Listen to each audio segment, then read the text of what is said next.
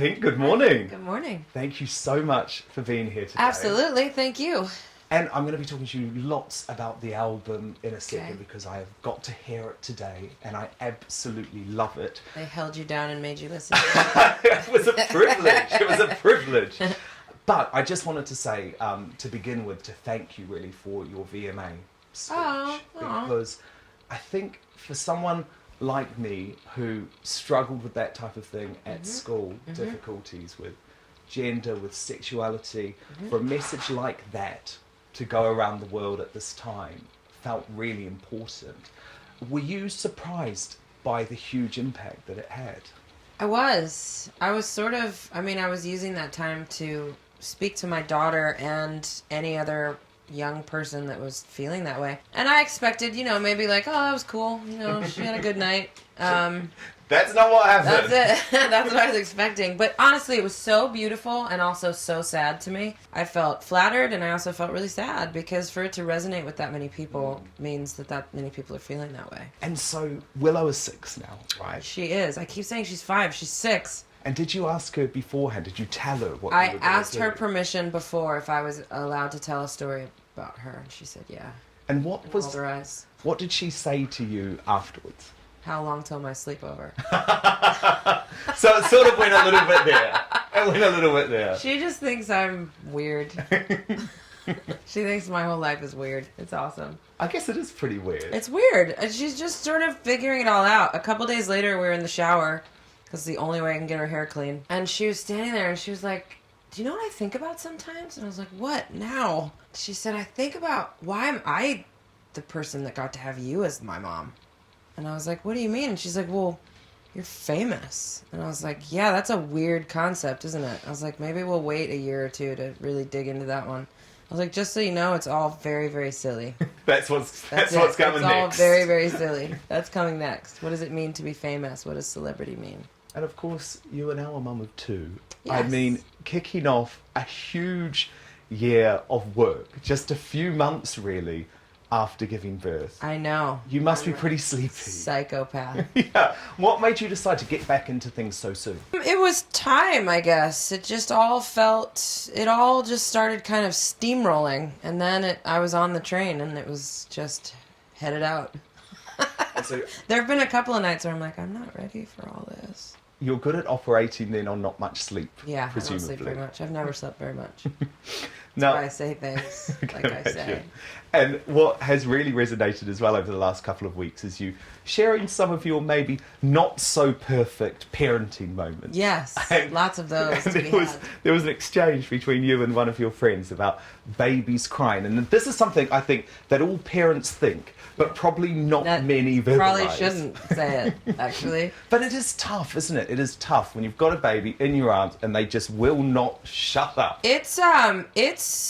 There's nothing like it really because you love this little person more than you love yourself. Yet they won't let you hold them. They won't let you put them down. Nothing works. Nothing makes this little person stop screaming, and you have no idea truly what is wrong.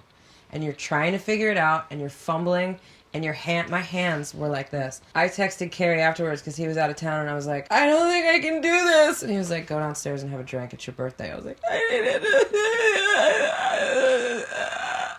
he's like, I didn't hear any of that. I gotta go. I'm like, okay, thanks. But I think it will make a lot of people out there happy that you have those same emotions. Oh, for sure. And you know what?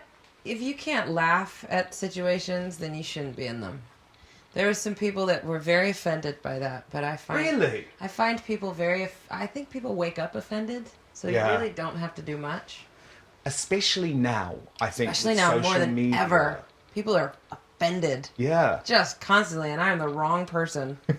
My favorite comment was, how dare you use language like that? My 12-year-old follows you. And I was like, wait, you're mad at me? And you have a 12-year-old on Instagram? Okay. You might be mad at the wrong thing. Now, Beautiful Trauma, I feel like I've been on a bit of an emotional roller coaster listening to it today. Because this is an album, tell me if I'm wrong, but I think I would describe it as darkness and light. Sure. It's trademark Pink.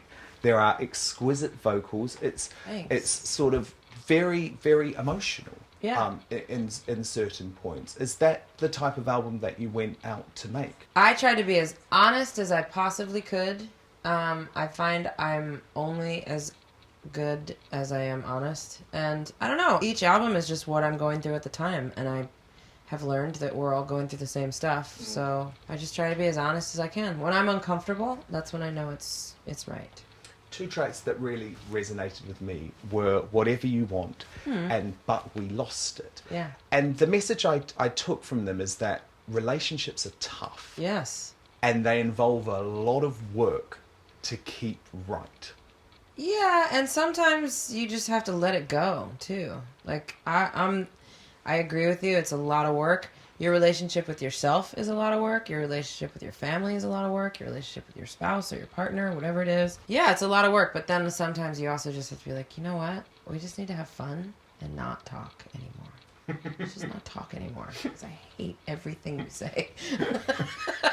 Absolutely. So when you have to play these tracks to carry to your husband, do you feel a sense of dread about that? Are you fearful of how he's going to react? He's not actually paying attention. I know he probably didn't hear a word I said. I remember the first love song I wrote him. I sat him in the car and I played it for him and my hands were sweating and I wanted to throw up and I was so nervous because it was a love song. It was so vulnerable. And I think what he said afterwards was, it's good, babe. Oh, that's it. Okay, I hate you. I'm never writing a love song again. Do you know what, though? He is very proud of you. I can say this because I actually stood next to him while you were performing at the V Festival. He did. The other Was he on week. his phone the whole time? No, absolutely not. I could just see how proud he was just to watch you do that. And his eyes did not leave you for that entire All right, I'll be nice hour-long to him set. today. So I think secretly he's very proud. Secretly. He likes to keep it a secret. Now I have to talk about that performance, right? Because it feels like each time we get Pink live, the daredevil nature of your performance gets more extreme. Well, it has to. Does it really? 'Cause Yeah. basically, you plummeted to the middle of the venue From a crane. Is there a point where you say, this is just too much? Every time.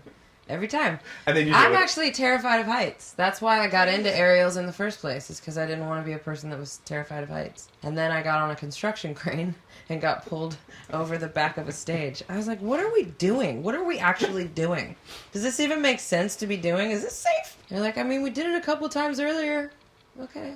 But it was an epic performance. It was fun. Is that part of your regime now? I mean, you're obviously someone who always keeps very fit and... Not always. Do you not? So when you're downtime, when you're not touring, do you just stop exercising? I never stop completely.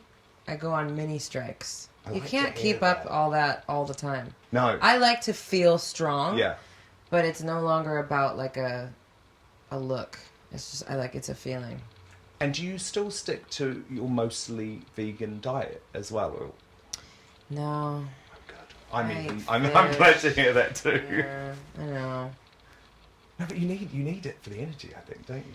I mean, I have a lot of really healthy vegan friends, so I don't know. But I'm not. Now, the secret is out. It's a secret that has been kept for some weeks. It's been a good secret. I already know what you're going to say. Did very well. Yeah. One word, Slim Shady, Eminem. Yep. He's on the album. This was a collaboration that was sort of rumoured, anticipated, but no one actually knew if it was going to happen. So tell me, how did it come about? You had obviously worked together before. You had respect for each other. Who reaches out to who? I reached out to him in this case. I love him. I've always loved him. I think he's a lyrical genius. And I just wrote him a love letter. I'd written this song. I went to the studio. I drank a lot of wine. And I wrote Revenge. And then I went home and I drank more wine because that's what you do when you've already drank a lot of wine. You think more wine is a good idea. And I wrote him an email and I said, I love you. I've always loved you. I've loved you since you gave me your autograph at the 2001 MTV Music Video Awards. And I love that you always work with the same people. And I just wrote this love letter. And he just wrote back, okay. Great. Done. And tell me about the song. There are some lyrics that are going to shock people. Oh, yeah. I mean... It's a funny song. Yeah. It's funny. It is. It's fun. There's nothing serious about it. It's fun. My mom loves it. We're good. If your mum loves a controversial song, then you know you're okay. Yeah. My mom gave me her stamp of approval. Now, speaking of very high-profile people that you have worked with, I was actually backstage recently with Celine Dion in Las Vegas, and she got incredibly emotional talking about the song that you wrote for her after the death of her husband. It's something that she said was a huge part of her getting through the grieving process. Tell me about why you decided to do that. I love her. I mean, her voice is one of the very few great voices, and you know, that's how I communicate, is in song. And so the fact that it meant that much to her was what kind of floored me. You know, I can't imagine going through that, and she's a very kind human, and I was happy to be a part of her healing. I mean, that's huge. That's everything. That's what music does. That's why I do it. And it is a beautiful song. Now that she sings it. It is. I think you would have sounded pretty good on it, though, as well. I'm a little huskier. I was a little huskier. There were some tough notes on it. There were some tough notes. And I also wanted to ask you about Adele, because obviously she is a British another great voice legend. Absolutely. And what some people don't know is that Adele actually credits you as being one of her huge inspirations for getting into music. So there was a concert that you gave in London a few years ago, and she was a young singer at the time. She hadn't made it, and she said that being in that concert was one of the most defining moments of her life. I read that she said that. Have you discussed it with her? Have you ever met her? No, we've spoken through email, but that made me so happy that that's the way she took my show, you know? Yeah. And I think she's really funny and really talented, so. It's just all very, I get like, I don't like to be complimented. Have you discussed working together at all? No. Nope. Damn it. But I love her. Because that would be really cool. And of course, very recently you also covered another big British voice in Sam Smith. Oh yeah, which one? On the Live Lounge. Yeah. Live Lounge, and that got a huge reaction. That was daunting. Yeah, because he's got a big voice. He's incredible. Too. Is he someone that you would consider working with? I love him. Absolutely, I love him. I love him. Because he actually tweeted you afterwards. It makes my heart happy. Yeah, and he tweeted you afterwards to say he was in tears listening to the performance. Aw, yay. So I would love to see that. Was daunting. That was fun, though. No, it was. I wish I could have had another shot at it. That was the first go. Really? I didn't really know what I was doing at that point, but... One take wonder. Yeah. One take whoops. Well, maybe you'll have to do that on your next tour. And on that note, will we be seeing you at some point in the UK? Absolutely. I think so. I hope so. If y'all will want me. Absolutely we do. Absolutely we do. Why did I have to sound so southern when I said, y'all will want me? If you all will want to have me there. Well, look, Beautiful Trauma is an incredible album. Thank you. 5 years in the making, Yay. out this week. And thank you so much for joining us this morning. Thanks.